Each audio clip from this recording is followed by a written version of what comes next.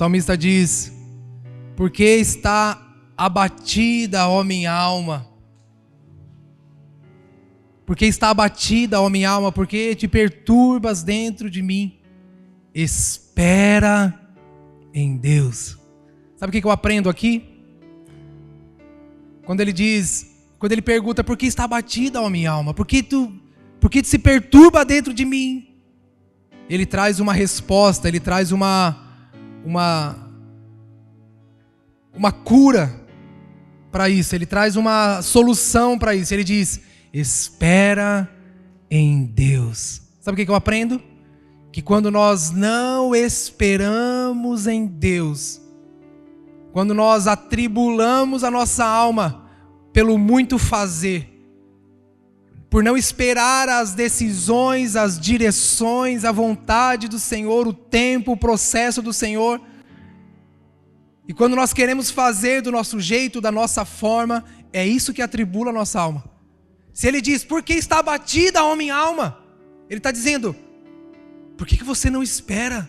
Por que você não espera em Deus? Se aquieta, espera no Senhor. Quando não esperamos em Deus, irmãos, para mim a espera não é um problema em si mesmo, ela revela um problema ainda maior. A falta de espera é a falta de confiança. Sabe quando você fala para o seu filho: filho, fica aqui que o pai vai ali e já volta. Se ele confia, ele fica, ele espera. Se a sua alma se agita, se ele não tem confiança plena, a noite vai chegando, o frio vai chegando, então ele vai buscar fazer o solucionar do seu jeito. Isso inquieta a alma, perturba a alma. Porque nós não nascemos para controlar nossas próprias vidas segundo o que nosso coração diz, mas é segundo a vontade e a plenitude da palavra de Deus. Por isso ele diz: por que, ó minha alma, está tão perturbada? Aquieta-te, espera em Deus. Espera em Deus. Espera em Deus. Foi por não esperar que Saul foi rejeitado pelo Senhor. O Senhor deu uma ordem: espera. Samuel deu uma ordem: espera. Eu vou, mas eu volto, espera. Mas a agitação do povo, do exército, fez com que Saul desejasse dar uma resposta para o seu povo, desse uma resposta para o exército. Então ele desobedeceu. Jesus falou para os seus discípulos: olha, esperem em Jerusalém, esperem até que vocês sejam revestidos, de poder, esperem.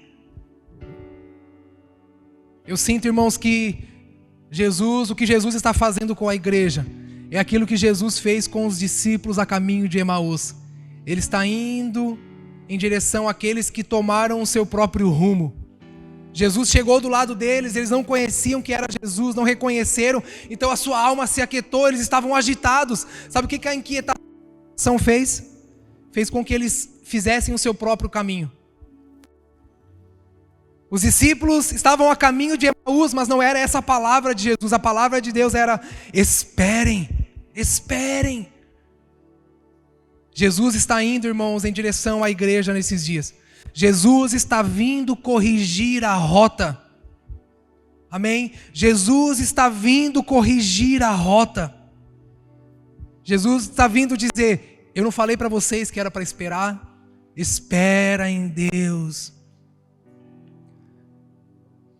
Irmão, presta atenção no evangelho que tem sido pregado em nossos dias.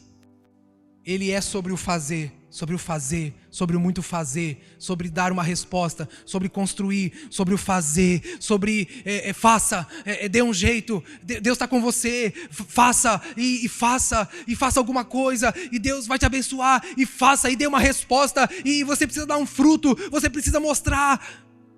A alma inquieta e agitada não comunica a vontade do Senhor, pelo contrário, adoece a alma, perturba a alma. O espírito de religiosidade, irmãos, que nos inquieta, nos fazendo, nós temos que fazer, nós temos que dar uma resposta, nós temos que fazer algo, nós temos que fazer.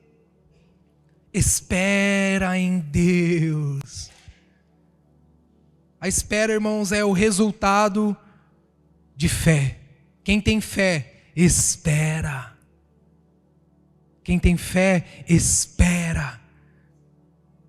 Esse é o espírito do anticristo, ele vai agir dessa forma nos últimos dias. Mas e cadê a promessa dele? Ele não disse que viria? Ele não tarda em voltar? Ele não tarda? Acho que ele está demorando demais. Esse é o espírito do anticristo, é o espírito dos últimos dias, que não espera, que perdeu a fé, perdeu a confiança. Lembra a parábola das 10 virgens? Irmãos, Ele vem com sua vontade, Ele vem com o cumprimento de sua palavra, por isso espera em Deus. Não são dias, irmãos, do muito fazer, são dias de fazer o que está proposto, o que é a vontade de Deus, o que Deus colocou em nossas mãos para fazer, mas são dias de esperar no Senhor, por sua palavra, esperar que o Espírito faça a obra necessária dentro de nós, a fim de nos juntarmos como um só, a fim de preparar, a fim de edificar a igreja. Porque o Senhor não vem colher, irmãos, as minhas obras. O Senhor não vem colher as minhas obras. O Senhor não vem colher os meus feitos. O Senhor não vem buscar as minhas benfeitorias. Lembra daquela multidão, daquele povo que chegará diante do Senhor dizendo: Senhor, Senhor, aqui estamos nós, em Teu nome, Senhor, nós fizemos tantas coisas. Senhor, em Teu nome fizemos tantas maravilhas. Senhor, em Teu nome fizemos isso, aquilo. Senhor, afasta-te de mim, porque eu não.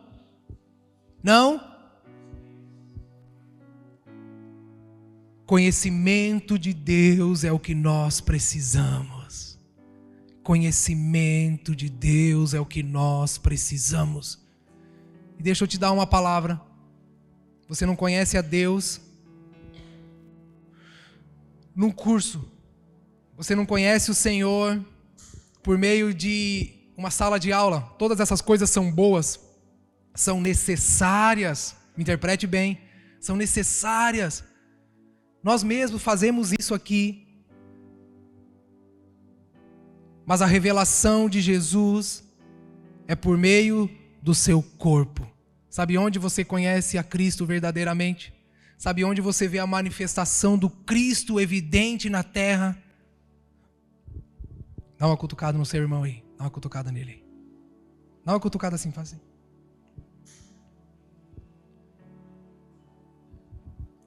A igreja evidencia o Cristo. Por isso não existe uma busca individual por Deus. Existe o Cristo que continua se manifestando e se revelando por meio da igreja. Então, no meio da unidade, irmãos, nós crescemos no conhecimento de Deus.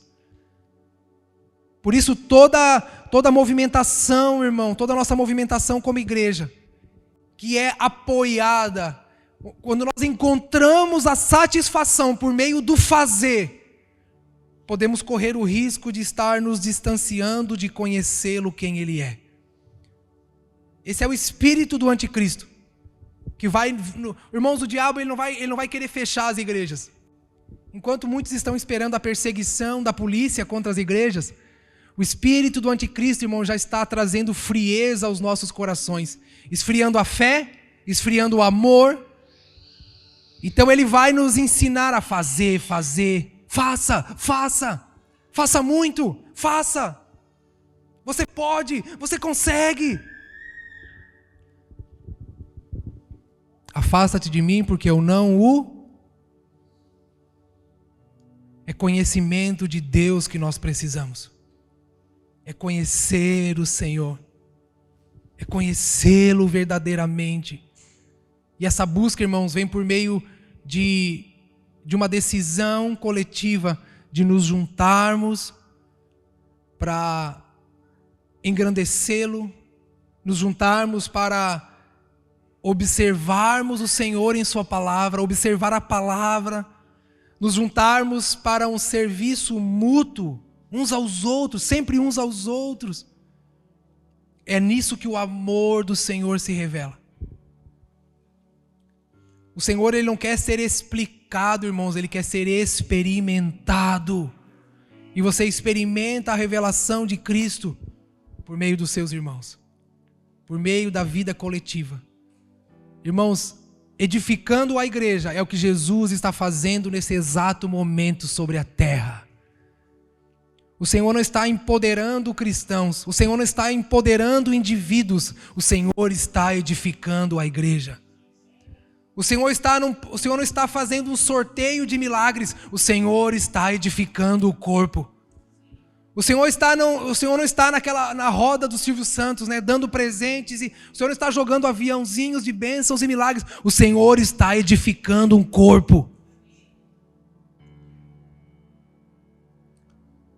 Por isso, espera em Deus. Espera. Aquele que não espera, irmãos, tem sua alma agitada, inquieta, tem sua alma perturbada pelo anseio de ver os resultados daquilo que está fazendo. Espera em Deus, espera em Deus. Amém? Abre comigo o livro de Mateus. Mateus capítulo 13.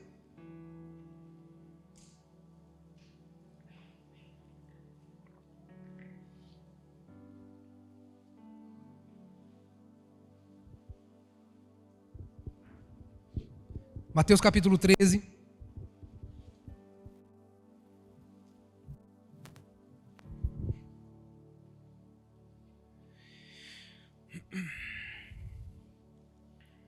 Vamos lá. Vamos ler a partir do versículo 1. Mateus capítulo 13. Vamos ler um bocadinho.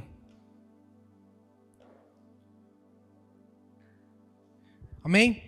No mesmo dia, tendo saído de casa, Jesus sentou-se à beira do mar. Grandes multidões reuniram-se junto a ele, de modo que ele entrou num barco e sentou-se. E todo o povo estava em pé na praia. E falou-lhes muitas coisas por meio de parábolas, dizendo: o semeador saiu a semear. Enquanto semeava, uma parte da semente caiu à beira do caminho, e as aves vieram e a comeram. Outra parte caiu em solo pedregoso, onde não havia muita terra, e logo brotou, pois a terra não era profunda. Mas saiu o sol e a queimou. E como não tinha raiz, secou. Outra parte caiu entre espinhos, os quais a sufocaram quando cresceram. Mas outra parte caiu em terra boa e deu fruto. Um grão produziu, outros 100, outros 70, 60 e outros 30. Quem tem ouvidos, ouça. E aproximando-se dele, os discípulos lhe perguntaram: por que fala às multidões por meio de parábolas? Jesus lhe respondeu: porque a vós é dado conhecer os mistérios do reino do céu, mas a eles não. Preste atenção nisso. Pois ao que tem, lhe será dado, e terá em grande quantidade. Mas ao que não tem, até aquilo que tem, lhe será tirado. Jesus estava falando sobre o quê? Entendimento. Amém? Jesus estava falando sobre o entendimento das suas palavras, das suas parábolas. Jesus estava falando sobre a compreensão do que ele fala, do que ele diz. Então, grave bem isso. O que tem lhe será dado, e muito. Mas ao que não tem, até aquilo que tem lhe será tirado. Por isso eu lhes falo por meio de parábolas, porque vendo não veem, ouvindo não ouvem, nem entendem. Neles se cumpre a profecia de Isaías que diz: ouvindo, ouvireis e nunca entendereis. Vendo, vereis e jamais percebereis. Porque o coração desse povo se tornou insensível, e com os ouvidos ouviram de má vontade, fecharam os olhos para que não vejam, nem ouçam com os ouvidos, nem entendam com o coração, nem se convertam, e eu os cure. Pesada essa palavra. Porque o coração desse povo se tornou insensível. Ouviram de má vontade. Vamos lá, versículo 16. Mas bem-aventurados os vossos olhos, porque veem, e os vossos ouvidos, porque ouvem. Pois em verdade vos digo que muitos profetas e justos desejaram ver o que vocês veem, e não viram, e ouvir o que vocês ouviram, e não ouviram. Jesus está falando dele mesmo. Compreendei, pois, a parábola do semeador. Agora Jesus vai explicar a parábola, amém? Jesus vai explicar para eles. Todo que ouve a palavra do reino e não entende, vem o maligno e tira o que lhe foi semeado no coração. Pois esse é o que foi semeado à beira do caminho. E o que foi semeado no solo pedregoso, esse é o que ouve a palavra e recebe imediatamente com alegria, mas não tem raiz em si mesmo, e dura pouco. Quando vem a tribulação ou a perseguição por causa da palavra, logo tropeça. E o que foi semeado entre espinhos, esse é o que ouve a palavra, mas as preocupações do mundo e a sedução da riqueza sufocam a palavra. E ela não produz frutos. Mas o que foi semeado em boa terra, esse é. Quem é o que foi semeado em boa terra? Esse é o que ouve a palavra e entende, e dá fruto, e produz 100, 60 e 30. Vamos lá. Vamos entender isso. Tenha paciência comigo. O que a palavra está dizendo aqui? A palavra está nos revelando 4 realidades. Amém? Quatro tipos de pessoas, 4 tipos de terras. Amém? Que recebem a palavra, que recebem a semente. São 4 respostas diferentes que são dadas à pregação do evangelho, à pregação da palavra. O que o versículo 19 diz? Vamos lá, leu comigo 19. As sementes que caíram à beira do caminho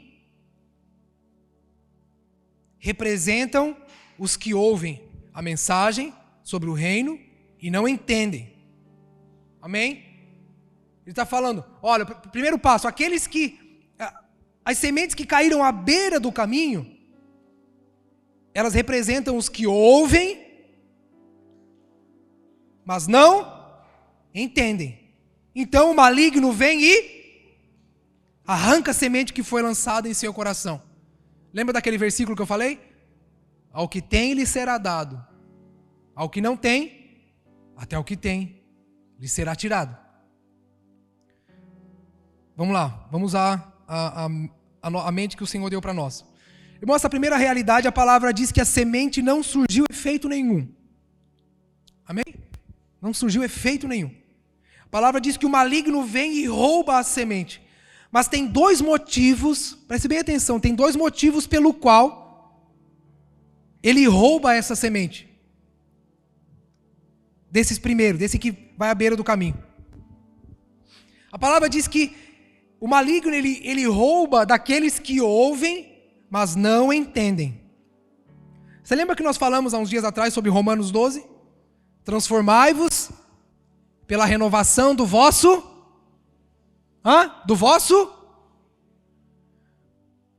Jesus está dizendo que o maligno ele vem e rouba a semente daquele que não entende. Se você ler o texto ali, ele vai dizer que Satanás ele roubou daqueles que receberam a semente que receberam a palavra no seu coração.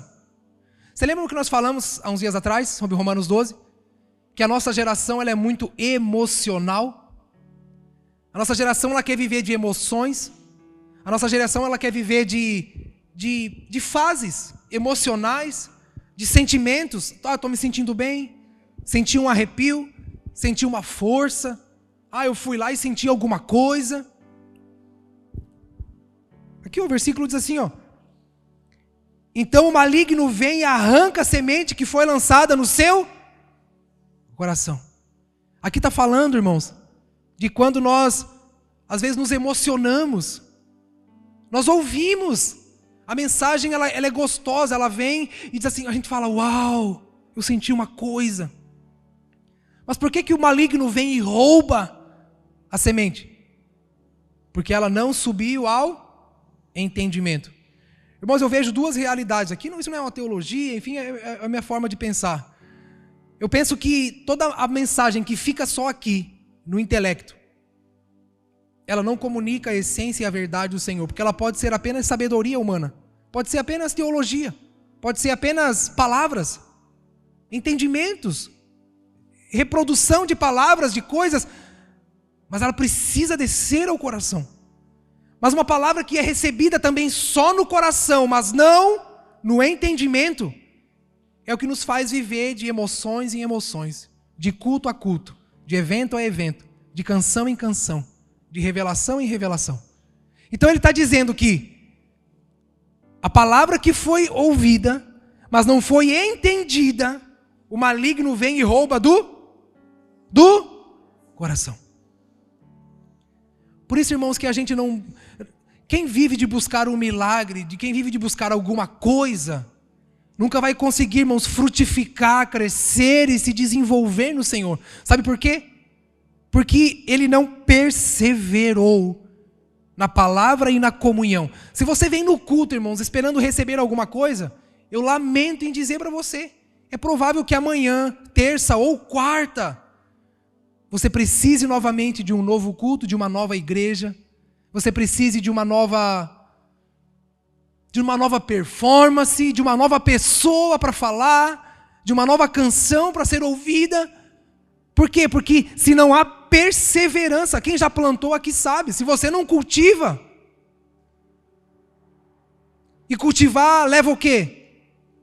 Cultivar leva o quê? Dedicação, tempo, constância, disciplina. Cultivar custa. Cultivar custa. Não é fácil, não é simples. Cultivar, irmãos, não é como vir no culto, ouvir uma palavra e voltar para casa achando que isso vai resolver alguma coisa. Não. A Bíblia está dizendo que todo aquele que ouve e não entende, mas se arrepia. Sabe aquele irmão que você fala assim, ei, e aí, como é que foi o culto? Rapaz, foi uma bênção. O que o pastor falou? Não sei, mas eu me arrepiei todinho. Sabe? Como é que foi o culto? Maravilhoso. Rapaz, eu senti a glória, derramei lágrimas. Mas e aí, o que você entendeu? Rapaz, não sei não.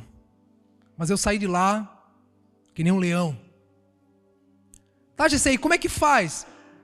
É porque precisa da disciplina, precisa de comunhão, precisa de responsabilidade coletiva, precisa de constância.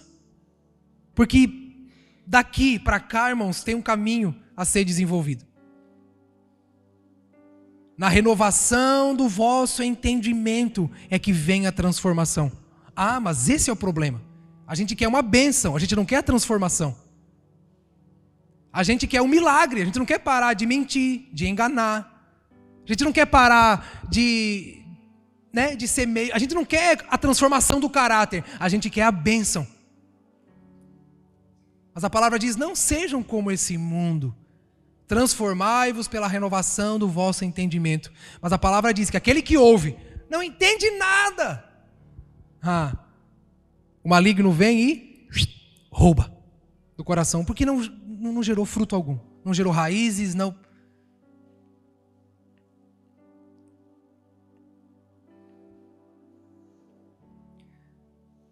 A terra boa, irmãos, ela não apenas sente.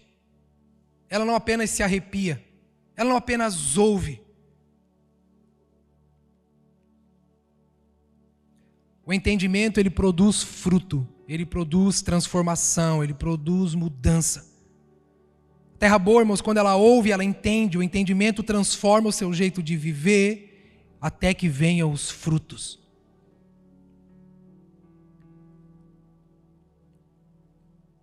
Vamos lá. O que significa essa semente que foi lançada à beira do caminho? Ela ouviu, não entendeu. É uma geração conduzida por sentimentos. É uma geração que segue o seu próprio coração. Olha aqui para mim, irmãos. Quem anda segundo o seu coração nunca seguirá Jesus. Pois as verdades do Evangelho vão ofender. Porque as verdades do Evangelho, elas são contrárias aos impulsos do coração do homem. O maligno vem e rouba do coração, sabe por quê? Porque o Evangelho, irmãos, e as vontades do coração, sempre há um confronto. Sempre haverá um confronto. Então, se ela vem no coração e não agrada, o maligno vem e rouba. Aí sabe o que você vai fazer? Você vai procurar um outro lugar, um outro pastor, uma outra mensagem. Sabe qual é o fim disso? Você vai ficar na sala da sua casa, ligando o YouTube para ouvir aquela pregação que você gosta, aquele pregador manso e suave, com voz delicada, falando tudo aquilo que você gosta de ouvir. E sabe o que isso vai gerar em você? Dependência dele e da mensagem. E sabe o que isso vai se tornar? Idolatria. Porque aonde a semente frutifica, irmãos, não é na tela do computador, é na terra. É no que o Senhor está edificando coletivamente. Irmãos, a palavra está sendo lançada não para quem está aí, não. A palavra está sendo lançada na igreja. Você lembra o que Jesus falou? Jesus, ele contava para a multidão por parábolas, mas para os discípulos ele explicava. Aonde o Senhor está confiando a revelação da sua palavra? Na igreja, é nos discípulos.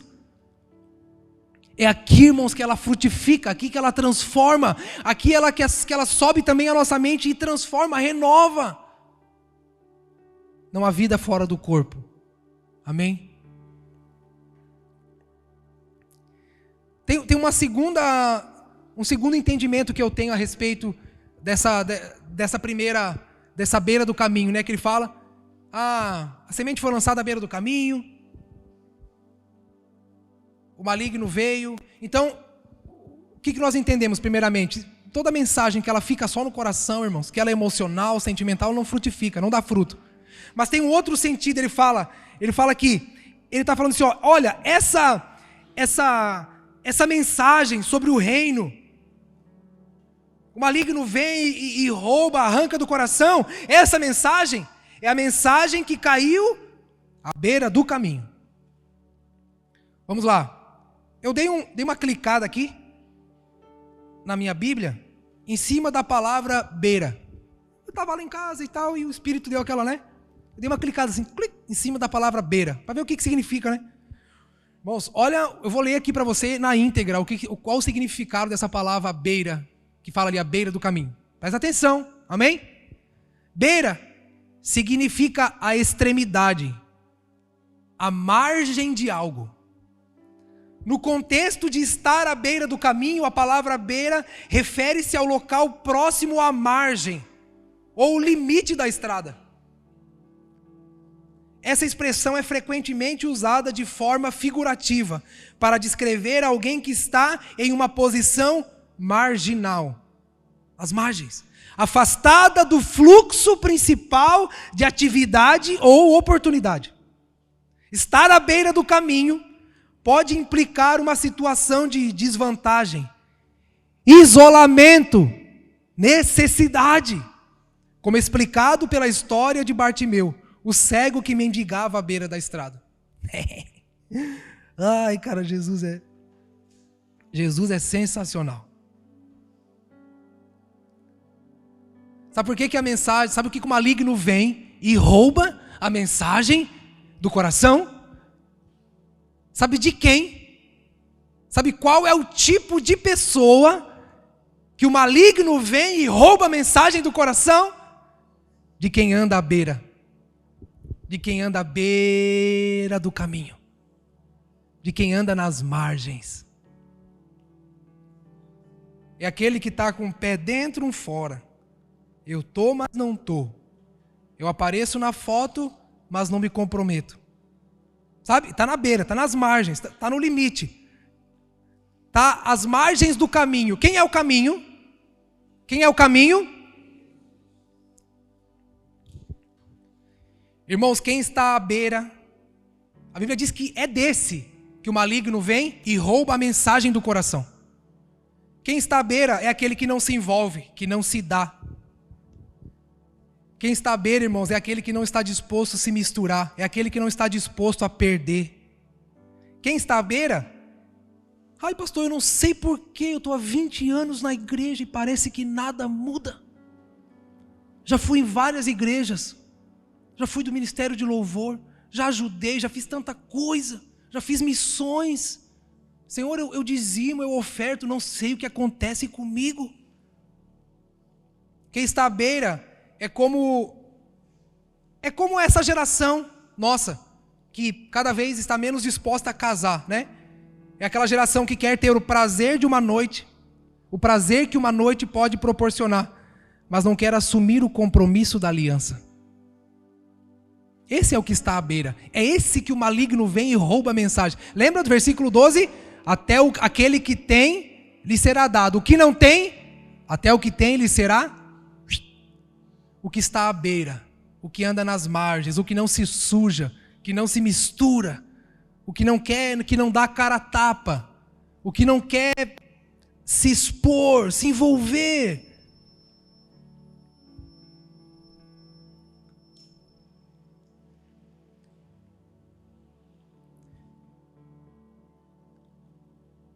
Quem está à beira é mais ou menos como aquele que quer namorar, mas não quer pagar as contas, né? Não quer casar para não ter que pagar a conta, dividir a escova de dente.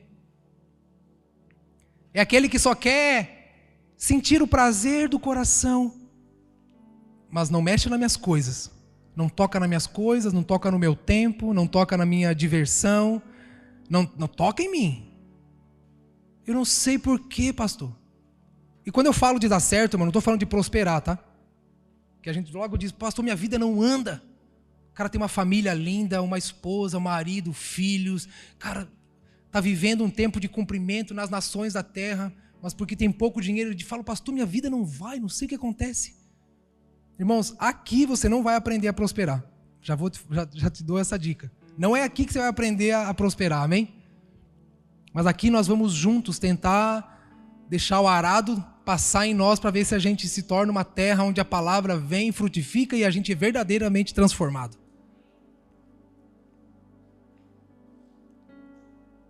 Quem está à beira, irmãos, é aquele que... Sabe quem que está à beira? É aquele que fica olhando de longe.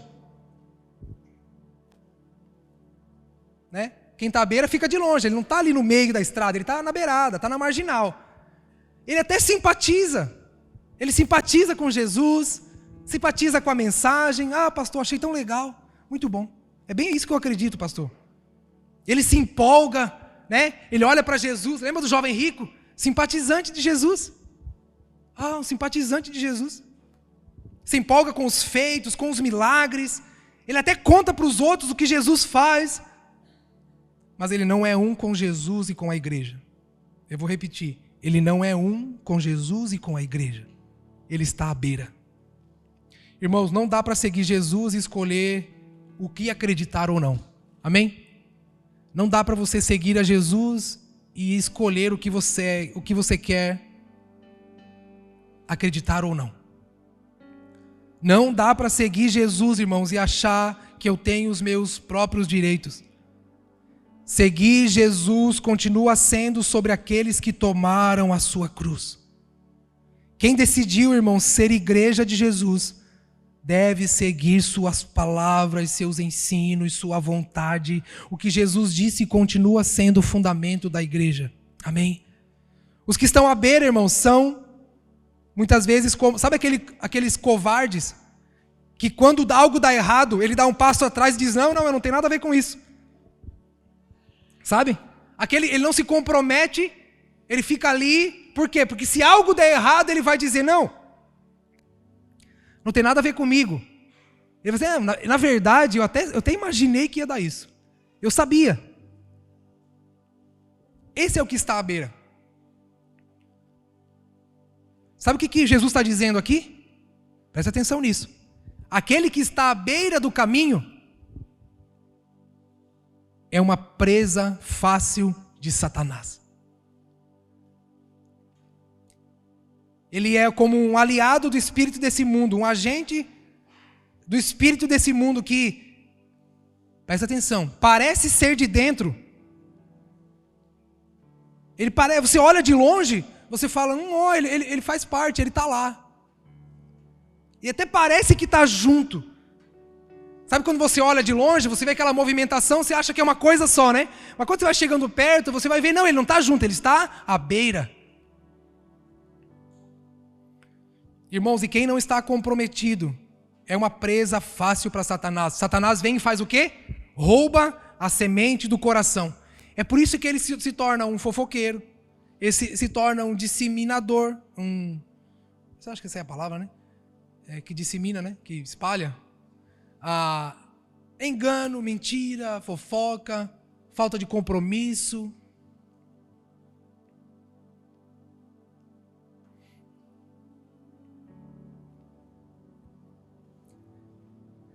Olha para mim. Quem está à beira até está perto, mas não está dentro. Digamos que tem esse tapete aqui, né? Irmão, eu estou na beirada, bem pertinho, mas eu não estou dentro. O maligno vem e rouba a semente do coração.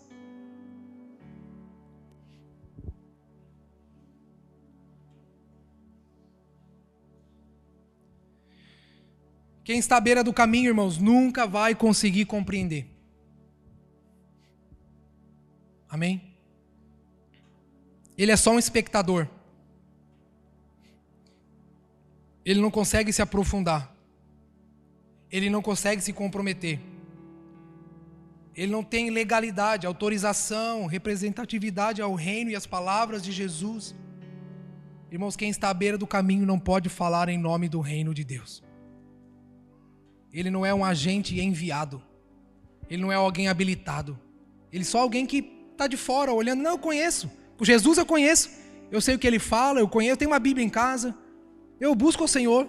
O Senhor mora em mim. Ele está à beira. Ele até sabe o que dizer. Quem está à beira, irmãos, é aquele que... ele até ouve, ele tem memória do respeito do que foi falado. Ele até sabe repetir. Está à beira, irmãos, é aquele que condiciona a aliança. Ele tem... Você já viu como é que é feito? Você que é casado, você lembra do juramento do casamento? Você lembra das palavras que você... Às vezes a gente lembra da comida, né? Comida, dos enfeites, tem a foto, né? Mas o mais importante do casamento, irmãos, é o juramento. É a aliança que você fez. Quem está à beira do caminho não faz aliança. Porque ele condiciona. Irmãos, aliança, o que é? É na saúde e na doença, na riqueza, na pobreza, na vida, na morte. Não tem. É até a morte, é até o fim. Quem está à beira só quer namorar, né? Só quer o prazer, mas não quer aliança. Vamos avançar. Versículo 20 e 21.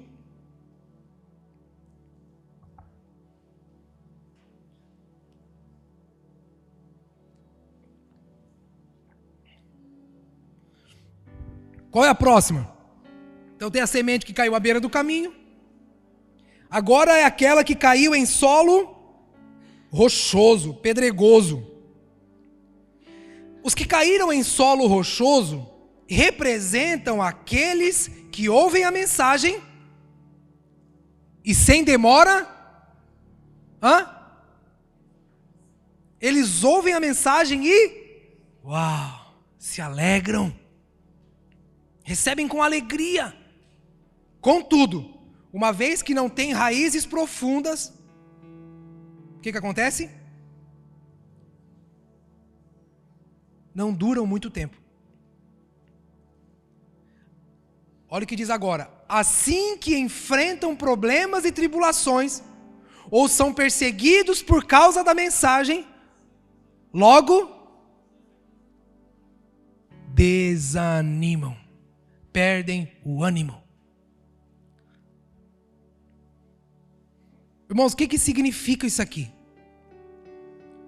Mais uma vez, a palavra diz que ele se alegra, ou seja, ele, mais uma vez, recebe-nos, ele é emocional.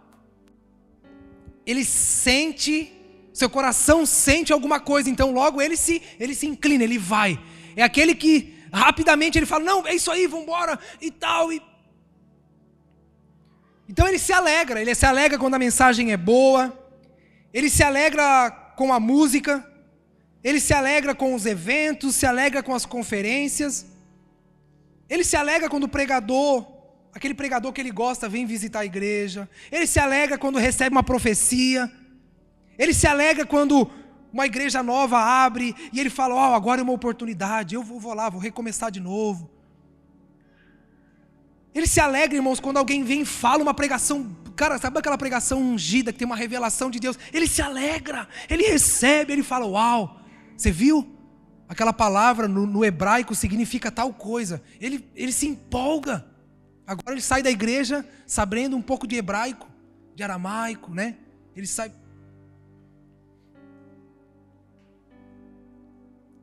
Ele se emociona, ele se alegra quando recebe uma oportunidade. Ele se alegra quando o pastor inventa uma coisa nova.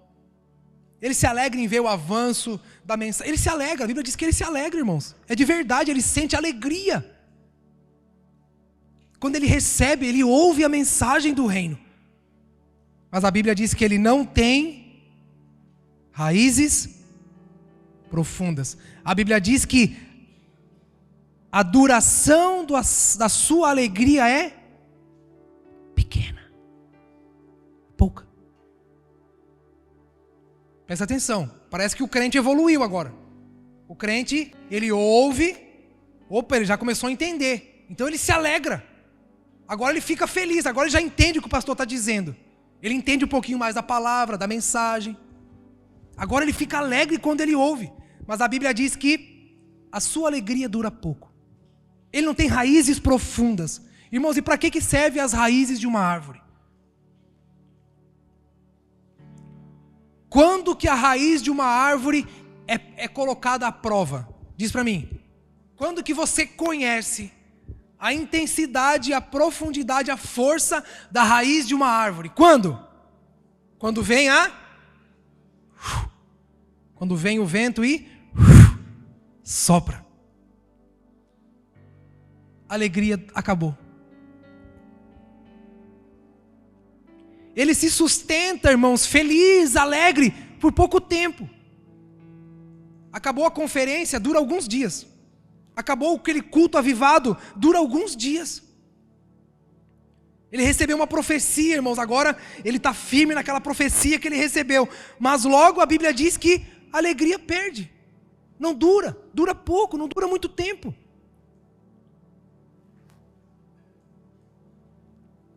Agora vamos lá. Por que a Bíblia diz qual é o fator essencial e primordial para revelar o coração dessa pessoa? Vamos lá, o que a Bíblia diz?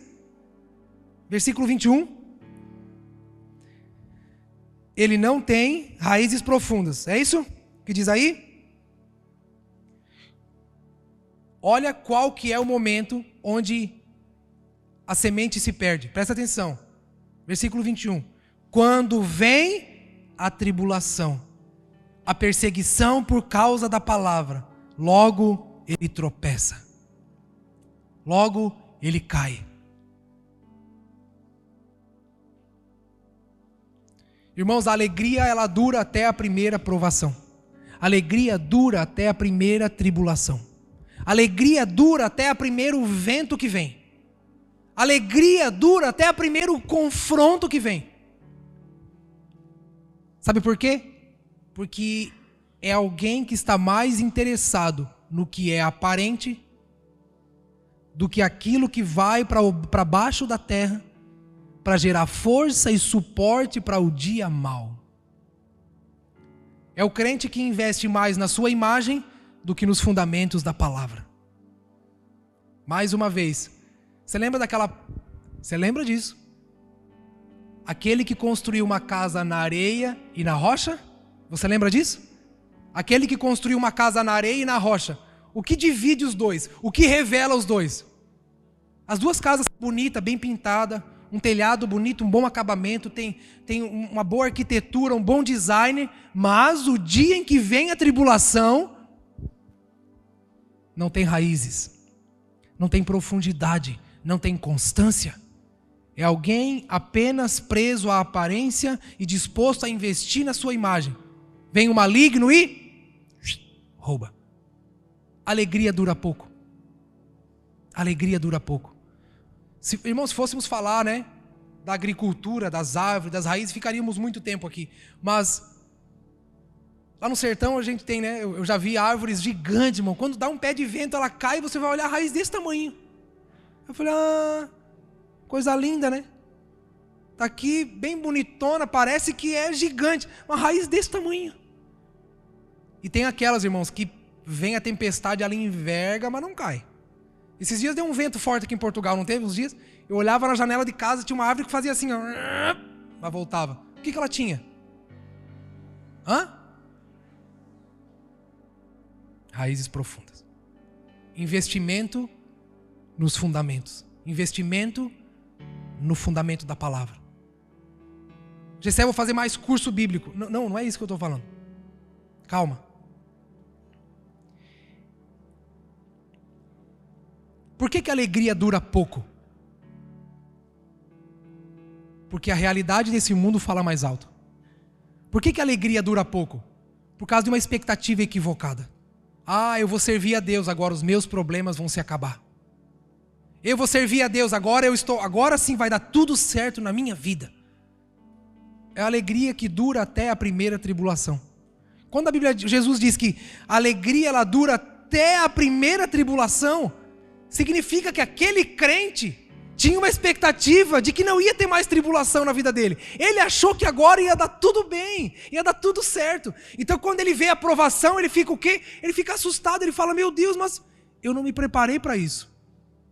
Eu não me preparei para a morte, eu não me preparei para a perda, eu não me preparei para ser mandado embora, eu não me preparei para passar por uma crise financeira, eu não me preparei para passar na crise no casamento, eu não me preparei para perder meu pai, minha mãe, eu não me preparei, eu achei que agora ia dar tudo bem na minha vida. O que aconteceu? A alegria dura pouco. O pastor vem no culto e fala, irmãos, Deus está fazendo sua vontade, o Senhor está fazendo grandes coisas. Aí ele volta para casa com uma mente equivocada e diz, o pastor falou que agora vai dar tudo bem. Na primeira tribulação, ele se abala. Irmãos, a palavra também diz que ele é perseguido por causa da mensagem. O que significa isso? Isso aqui está falando, irmãos, não é do cara que vai perseguir você porque você é crente, porque faz isso, faz aquilo, não. Ele está falando que a mensagem, a sua fé, aquilo que você acredita na palavra vai ser confrontado pelas necessidades desse mundo. Você crê agora, irmãos, que Deus vai fazer as grandes coisas, o Senhor está cumprindo sua palavra, você crê que agora você, né, está fazendo as coisas direitinho e tal. No primeiro confronto, a sua fé, você fala, puxa, é verdade, mas as pessoas, agora você acredita em Deus, em Jesus, você acredita nessas coisas. O primeiro confronto da fé, ele se abala.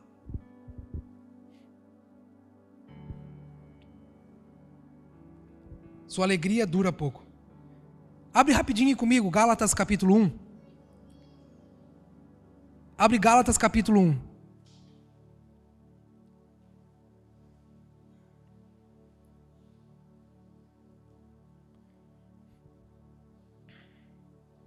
Gálatas capítulo 1.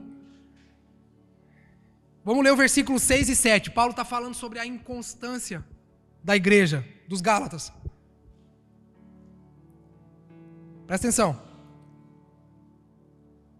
Admira-me que estejais passando tão depressa daquele que vos chamou a graça de Cristo para outro evangelho, o qual não é outro senão que há alguns que vos perturbam e querem perverter o evangelho de Cristo.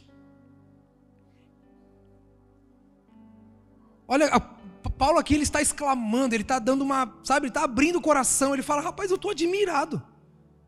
Me admira que tão depressa, lembra que Jesus falou? O solo pedregoso, ele falou que a alegria dura pouco, a convicção dura pouco, a emoção dura pouco. Paulo está dizendo aos Gálatas, cara, eu estou admirado, que tão rapidamente vocês estão passando do evangelho de Cristo para outro tipo de evangelho. Vocês estão deixando de crer na vontade e na palavra de Deus para crer agora no que outros estão dizendo.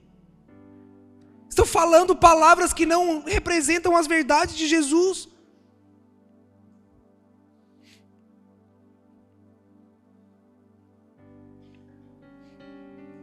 Essa parábola diz que a alegria dura pouco, porque não se preparou para o dia da tribulação. Vamos lá, versículo 22, vamos avançar. Esse é legal. Então já foi os que foram à beira do caminho, amém?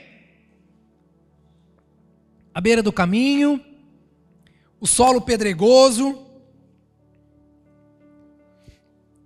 Agora o que a Bíblia diz? Tem um outro tipo, o que foi semeado entre espinhos.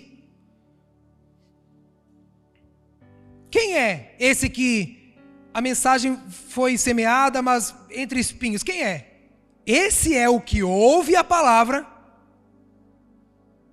mas as preocupações do mundo e a sedução da riqueza sufocam a palavra, e ele não produz. Opa, já avançou. Se ele está falando que não produz fruto, então significa que, na beira do caminho, não deu em nada. No solo pedregoso, significa que as raízes não eram profundas, mas então tinha, né? Se as raízes não eram profundas, então tinha uma raizinha ali. Cresceu, já estava ali. Agora, já está falando que não tem fruto. Se você olha e você vê que não tem fruto, então significa que, né, já cresceu um pouquinho. Já está ali, tem tronco, tem os galhos, tem as folhas. Mas as preocupações desse mundo. Vamos lá, duas coisas que a palavra está falando aqui. Duas coisas. As preocupações desse mundo e a fascinação pelas riquezas, amém? Quem é esse dos espinhos? Preocupação com as coisas desse mundo, dessa vida, e a fascinação, o desejo por ficar rico. Vamos lá, vamos começar pela preocupação com essa vida. Irmãos, isso é a ansiedade, é o medo do amanhã. É o medo. É o medo, é a ansiedade, é a insegurança, está sempre pensando no pior, está sempre preso naquilo que, poxa, mas isso, eu gostei, mas tem isso, tem aquilo, isso não se resolve e tal. A Bíblia diz que as preocupações com essa vida, elas sufocam, você não consegue adorar, você não consegue ter devoção, você não tem devoção, você vem para a igreja, irmão, você não consegue fluir. Você está pensando no amanhã. Ei, mas é difícil, amanhã tem que fazer isso, tem que fazer aquilo, amanhã tem que fazer tal coisa, tem que dar certo, eu tenho que vender, eu tenho que comprar, eu tenho que não sei o quê. As preocupações da vida, elas sufocam a adoração. Você não consegue adorar, você não consegue fluir. Sabe por quê? Porque a fé está apoiada sobre acontecimentos. Isso não é fé, irmãos, isso é idolatria. A fé não é o que os meus olhos veem. A fé não é baseado nas coisas que eu vejo. As coisas que eu espero, que vão me trazer satisfação e alegria. Não. A Bíblia diz que os que se preocupam com as coisas dessa vida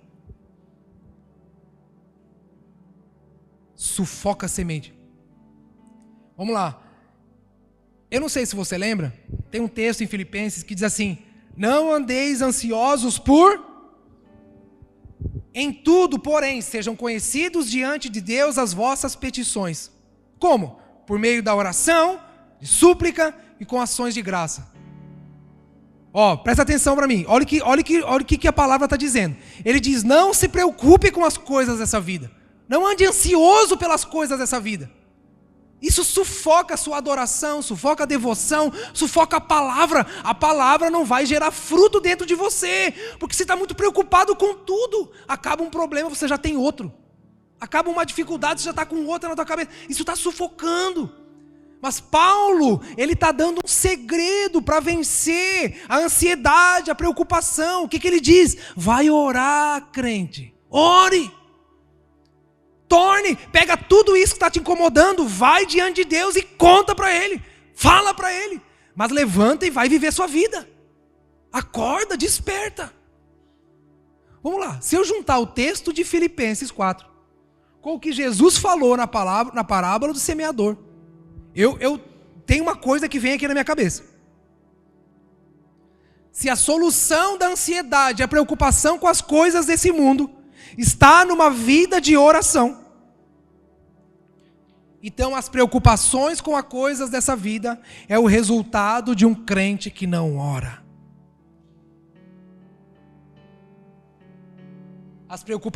Vêm as preocupações dessa vida e matam o fruto. Crente ansioso, que não consegue vencer as preocupações dessa vida, é o resultado de um crente que não ora.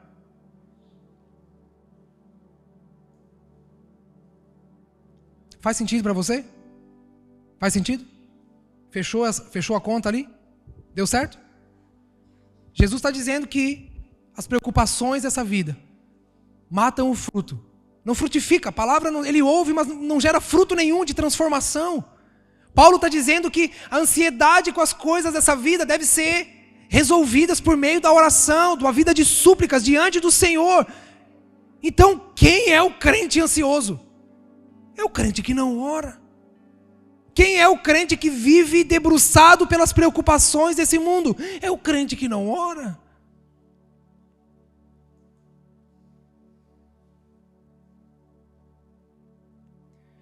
Ele ouve, mas por causa da falta de descanso na presença de Deus em oração, ele perde o que ouviu, perde o que recebeu.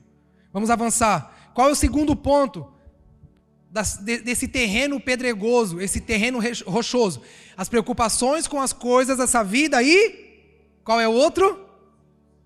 Sedução das riquezas, a fascinação das riquezas. Irmão, eu queria muito que você prestasse atenção nisso.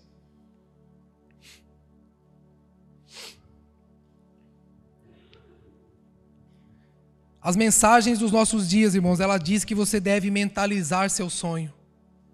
Ela diz que você deve almejar as coisas para que Deus concretize. Ela diz que Deus quer te enriquecer. Que você deve pedir a Deus aquilo que preenche o seu coração e Deus vai te dar. Mas a Bíblia diz que aqueles que querem ficar ricos caem em tentação. Porque querem fazer com suas próprias mãos. Eles caem na armadilha desse mundo. Irmão, essa mensagem não é para as pessoas desse mundo. Essa mensagem é a mensagem para a igreja. E eu vou ser bem delicado aqui agora. Sabe o que é essa fascinação pelas riquezas? Não é o desejo de trabalhar, irmão, e prosperar. Isso nunca foi um problema, isso não é errado. Eu não estou falando aqui de você que trabalha duro e Deus está te abençoando, está prosperando. Eu não estou falando de querer ver o fruto do trabalho de suas mãos. Eu não estou falando aqui de um evangelho miserável, onde todo mundo vai comer cesta básica da igreja. Eu não estou falando disso. Sabe o que ele está falando aqui? Esse desejo de riqueza e fascinação é pegar o evangelho de Jesus e transformar ele no evangelho da prosperidade. Não existe evangelho de prosperidade, irmãos. Mentiram para nós. Isso não é bíblico. Não está na Bíblia. Evangelho da prosperidade não existe. E é a ganância do crente de usar o evangelho e Jesus para enriquecer. Esse que Jesus está condenando. Não é o cara que trabalha aí fora e vê o fruto do seu trabalho está prosperando, o negócio está dando certo, glória a Deus. Não é disso que Jesus está falando. Jesus não quer que a gente viva pobre. Não é isso. Aqui, irmãos, é quem usa do evangelho para querer prosperar. Isso aqui é todo cristão debruçado sobre a teologia da prosperidade. Irmãos, a teologia da prosperidade sufoca a adoração a Jesus. Ela sufoca a devoção a Jesus. Ela sufoca o discipulado. Ela anula a cruz de Cristo. Porque o alvo é o que Deus quer me dar. O alvo, porque eu vou prosperar.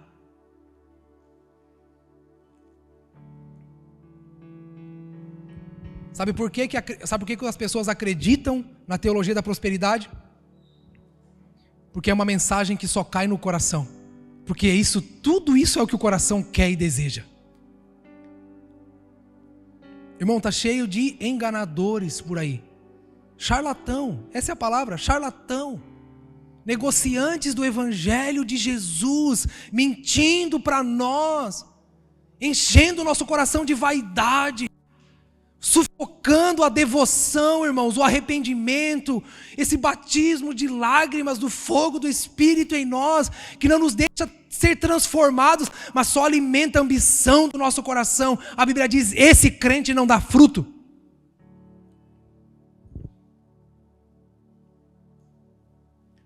O crente entre espinhos, irmãos, é aquele que vive apegado à teologia da prosperidade, a teologia coaching, a teologia positivista, é esse anseio por dar certo, por enriquecer, prosperar. Isso sufoca a adoração a Jesus. Sufoca a mensagem da cruz, sufoca a mensagem de arrependimento, sufoca a mensagem da unidade, da comunhão.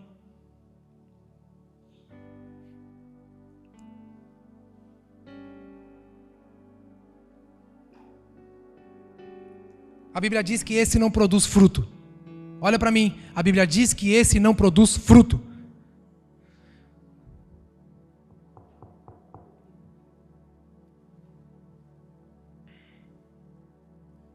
Sabe qual o problema de ser infrutífero? Presta atenção, vai piorar. Fala para o seu irmão, vai piorar. Fala aí para ele, vai piorar. Rapaz, vocês estão muito sérios. Ó, presta atenção. Sabe qual o problema de ser infrutífero?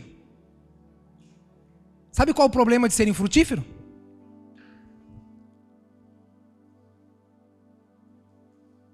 É que você pode ter aparência, você pode ter beleza, você pode estar em pé. Sabe qual o problema de ser infrutífero? É porque parece que dá fruto.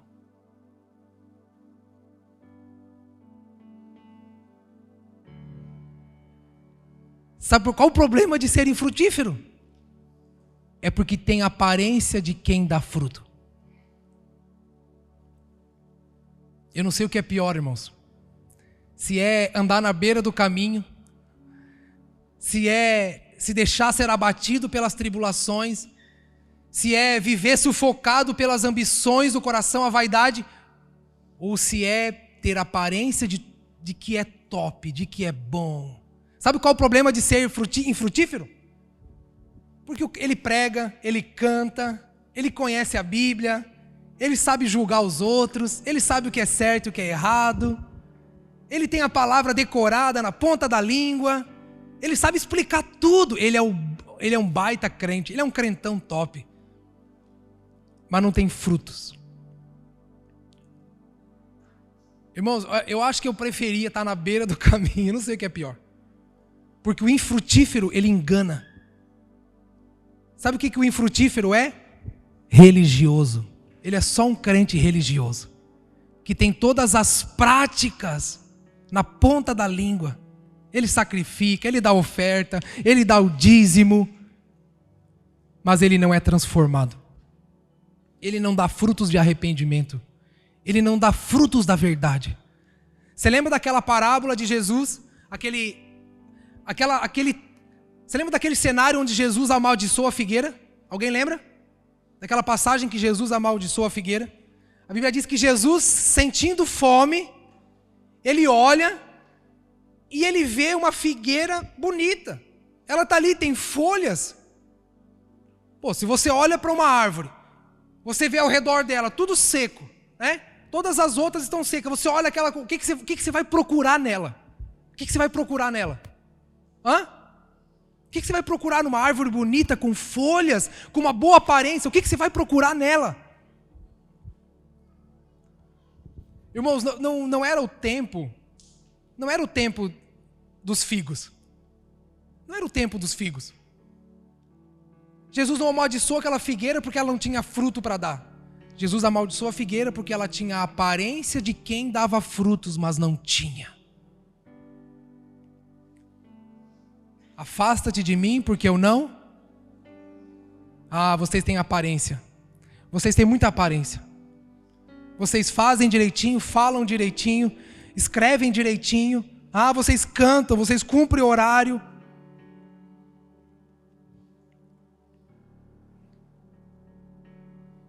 Irmão, você pode ter aparência de crente, roupa de crente, e mesmo assim não ser encontrado frutificando. Você pode ter a Bíblia na ponta da língua, mas não deixar que ela transforme o seu interior.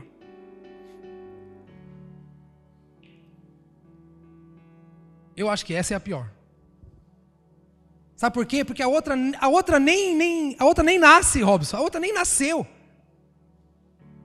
A outra nasceu, mas as raízes são fraquinhas. Essa aqui não, irmãos. Ah, essa aqui vai na igreja todo domingo. Essa aqui, todo dia de manhã ela acorda e no grupo da família ela coloca um bom dia, né? Coloca aquele bom dia com texto bíblico. Bom dia, família. Boa semana, Deus vos abençoe. Daqui a pouco liga a mãe, o pai, o irmão, com problema, você já xinga, você... Esse é aquele crente que, né, de longe, quando ele vai orar, ele está orando assim, ó. Faz uma selfie assim. Ele tem aparência, né? Ele coloca o celular ali no canto e vai na sala dobrar os joelhos, né? Dobra os joelhos no sofá. Filma para mim, filma aí. Ele tem aparência.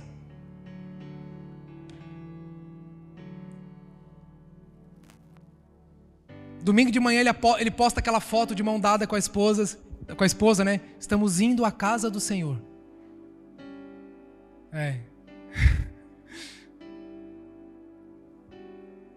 Aparência. Mas não tem fruto. Mau caráter. Mentiroso. Fofoqueiro. Coração duro. Não ama, não perdoa ninguém, não se sujeita, não se sacrifica, não perde por nada, não tem amor, mas tem aparência, tem aparência. Vamos para o último, versículo 23.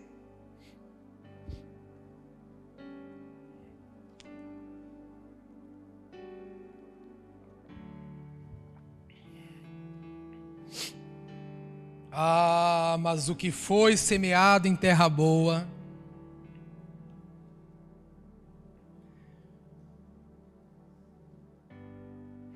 qual é aquele que ouve a palavra, entende e dá fruto? Quem é aquele que ouve a palavra, entende e dá fruto? É o qual a semente foi semeada em terra, em terra boa. Agora sim.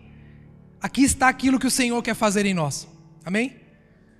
Uma terra boa que recebe a palavra, ouve, se alegra, entende, dá frutos de arrependimento, frutos do Evangelho.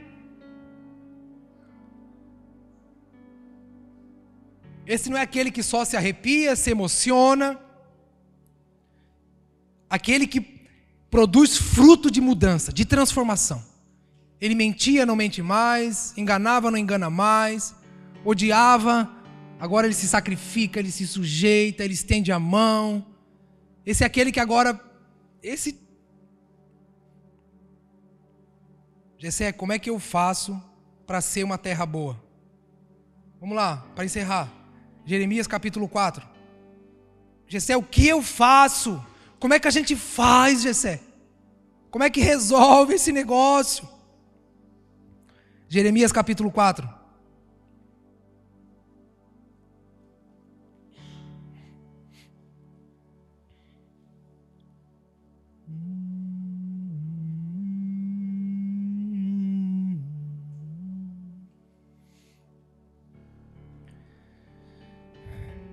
Jeremias capítulo 4. Do 1 ao 4.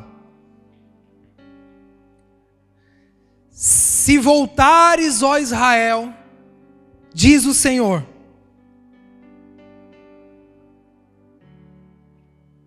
volta para mim.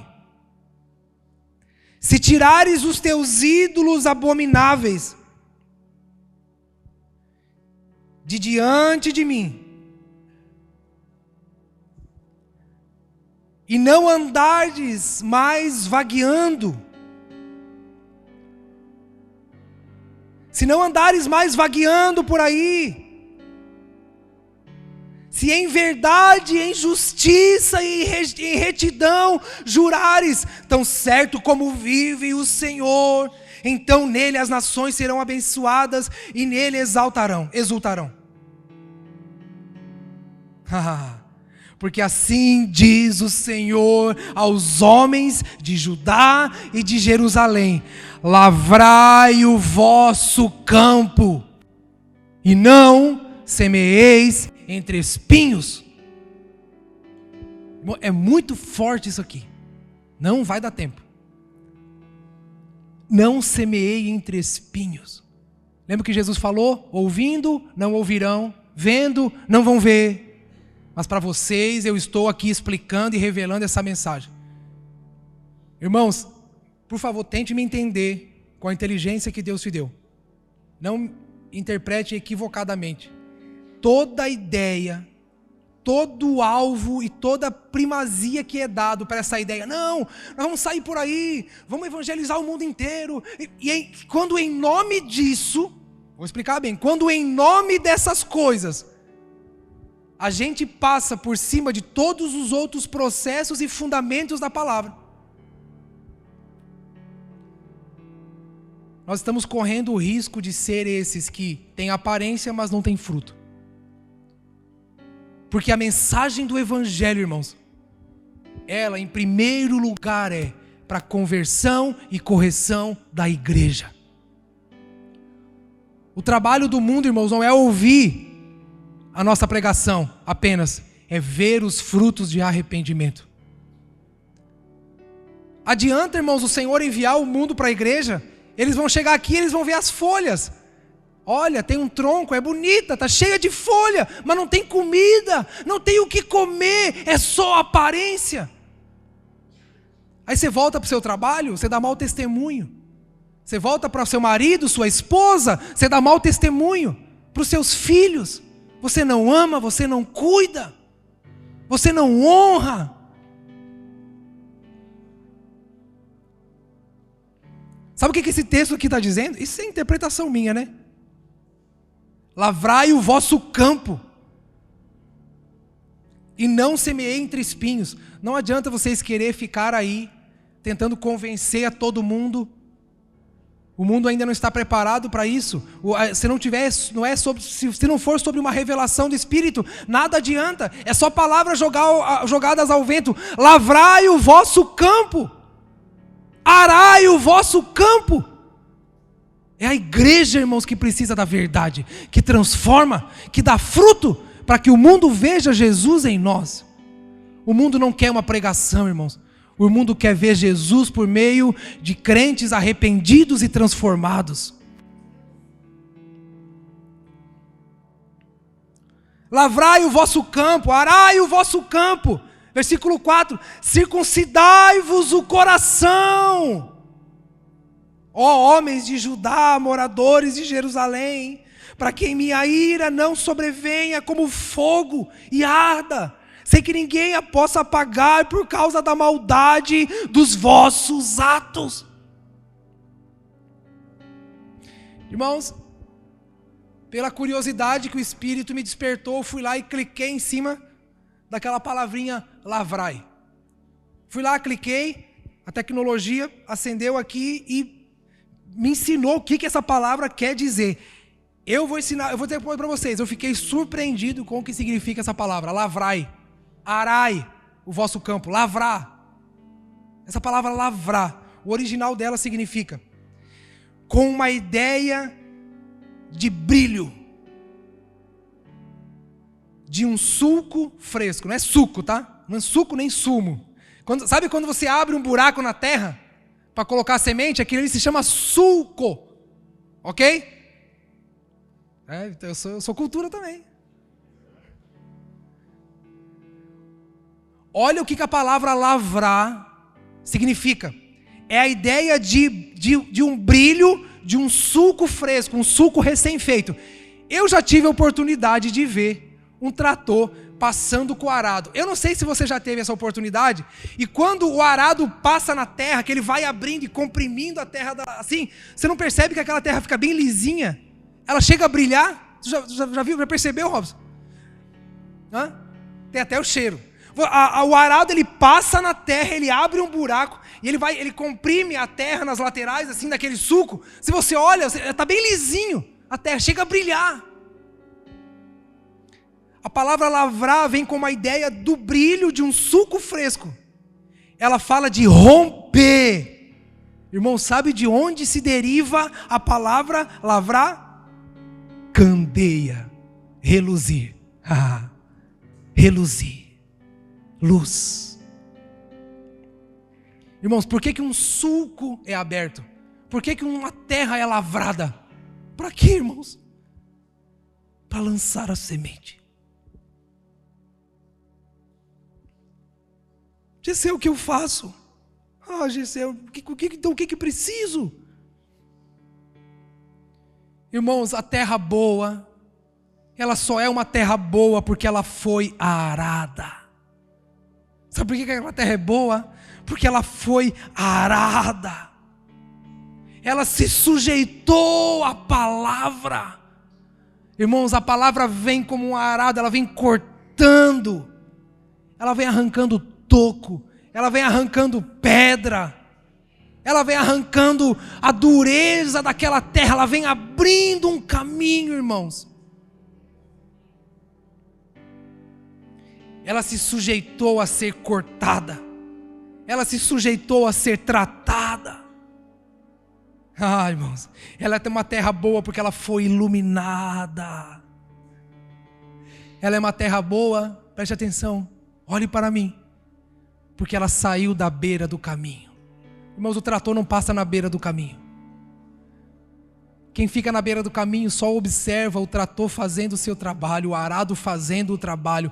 Quem sai da beira do caminho e entra no caminho, só é uma terra boa, irmãos, porque se deixou ser amassada e cortada pelo arado, a fim de que receba a semente e ela não se perca. Ao que tem lhe será dado, e ao que não tem, até o que tem lhe será tirado. Jesus estava falando sobre o quê? Entendimento. E quem que vai roubar o entendimento? Quem rouba, irmãos? Quem rouba o entendimento? O maligno. Para encerrar, de verdade. Você já viu um irmão, presta atenção. Você já viu aquele irmão que servia a Deus, pregava, profetizava, cantava. Cara, o cara era um crente top. Aí ele foi esfriando aqui, esfriando acolá. Foi mais ou menos aqui, mais ou menos lá. Um pecadinho aqui, um pecadinho ali. Tá tudo bem. Daqui a pouco ele já estava na beira da estrada, nas margens. E daqui a pouco foi se aprofundando. Aí passa um tempo, irmãos, ele caiu assim, ó.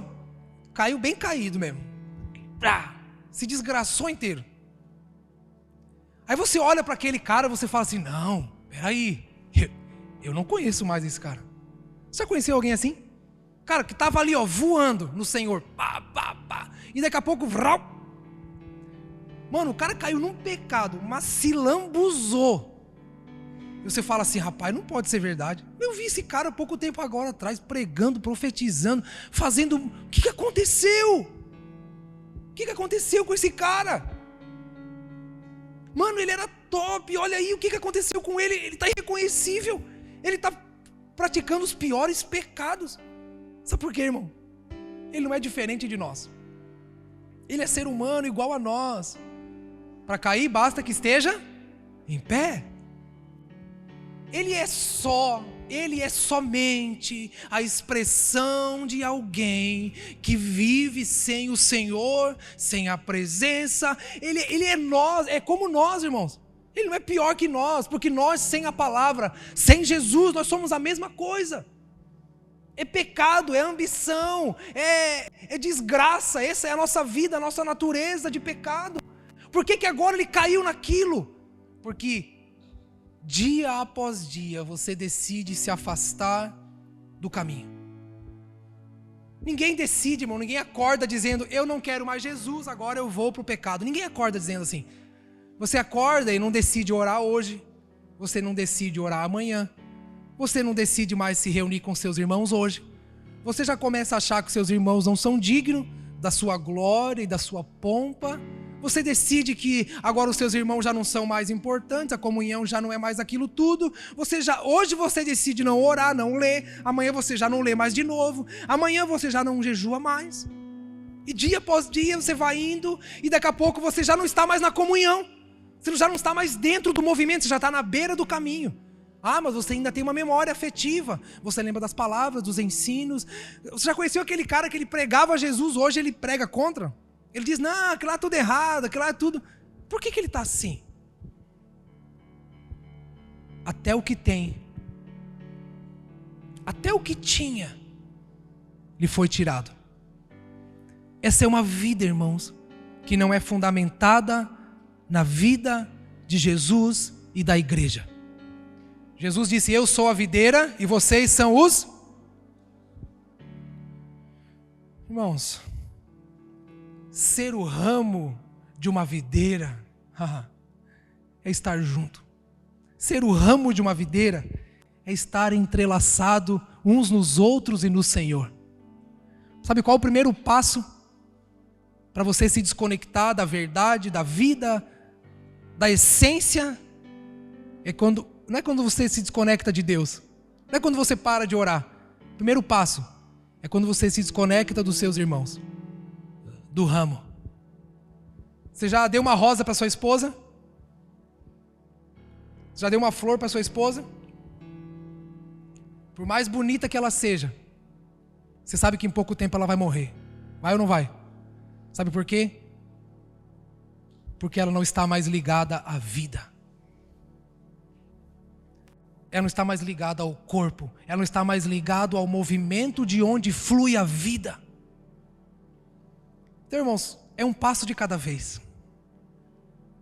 Para crescer em Deus é um passo de cada vez. Cair também. Para esquentar, tenha paciência. Você já pegou aquela comida, tirou do fogo e falou, filho, espera um pouquinho, espera esfriar. Não esfria do nada, irmãos. Tem que esfriar devagarzinho. Espera um pouquinho que esfria. Sabe o que é necessário para esfriar? Não fazer nada. Você não precisa fazer nada para esfriar. Vai esfriar. Tira do fogo. Vai esfriar. Não faça nada. Não busque. Não queime. Não tome a sua cruz para você ver. Não ore. Não seja um com seus irmãos. Não congregue. Não se comprometa. Fica na beira. Vai esfriar. Vai esfriar.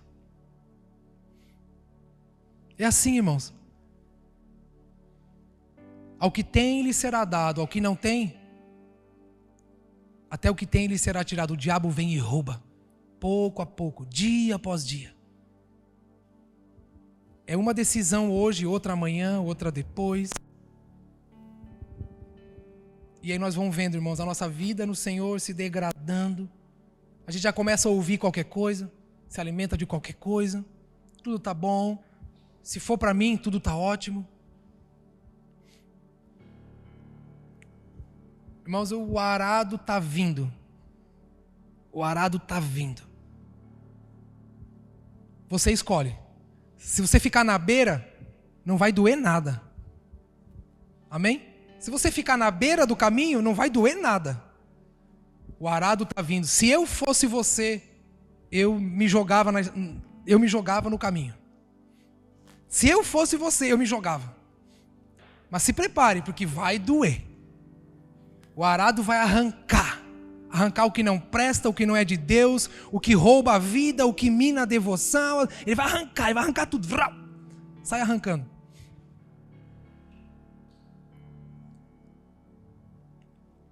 Deixa a palavra, irmãos, iluminar as trevas do nosso coração. Os quartinhos escuros e trancados que nós temos ali, onde nós guardamos nossas raivas, iras, indignações, indiferenças. Deixa a palavra vir arrancando.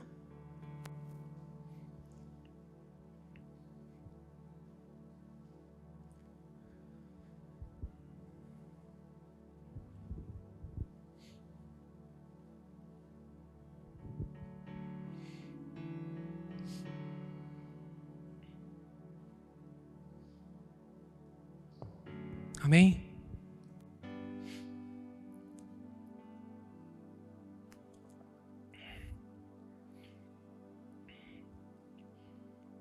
Eu quero te convidar a sair da beira do caminho. Enquanto há tempo. Eu quero te convidar a sair da beira do caminho. Eu quero fazer um convite nessa manhã. Saia de um lugar de autoproteção. Saia do lugar de segurança. Saia do seu lugar de autoproteção. Arai o vosso campo. Gessé, nós não vamos fazer evangelismo, Gessé, não vamos fazer tal coisa, por que a gente não faz? Por que a gente não faz? Lavrai o vosso campo. Lavrai o vosso campo. Não é das nossas palavras que o mundo precisa, são dos frutos. Não é de pregação que eles precisam ver a Jesus. Porque o que nos difere do mundo, irmãos, foi uma revelação divina, não é nem capacidade nossa de entender ou aceitar Jesus. A gente não aceita, irmão. Não é a gente que aceita. O Senhor nos aceitou na cruz. Que prepotência é essa nossa? De dizer, não, eu aceitei. Não, irmão, se não for por divina revelação, só o que a gente quer é pecado, desgraça. Essa é a natureza do homem. O que nos difere, irmãos, foi a divina revelação que recebemos. Isso nem de nós não vem. A fé é um dom de Deus. Por isso, a única coisa que nós precisamos não é tentar convencer o mundo a vir para a nossa igreja.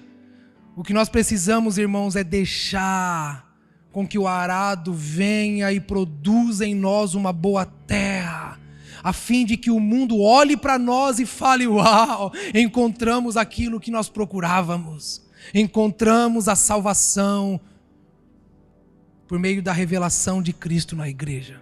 Eu quero te convidar, você que quer, está disposto a sair da beira do caminho e se deixar ser arado pela verdade de Deus. Fique de pé comigo.